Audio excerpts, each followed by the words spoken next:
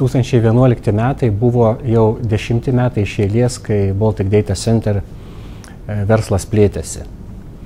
Praeitais metais pagrindinės tos plėtros kryptis buvo IT paslaugų eksporto plėtra ir naujų paslaugų vystymas. 2011 metais sukūrėme vieningą rinkodaros ir pardavimo strategiją. Mūsų plėtros kryptis daugiausiai šiaurės šalis. Ir šiaurės šalyse pradėjome kurti tiesioginio atstovavimo tinklą. Praeitais metais pasirašėme sutartį su Danijos įmonė dėl atstovavimo Danijoje ir tai leidžia mums tiesiogiai prieiti prie Danijos rinkos.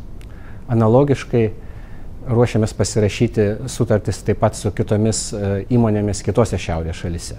Praeitais metais pradėjome teikti IT paslaugų valdymo konsultacijų paslaugas.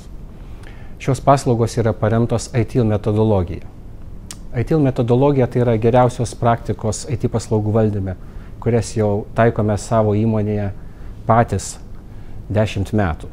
Todėl manome, kad galime patarti ir kitoms Lietuvos įmonėms, kaip tai daryti.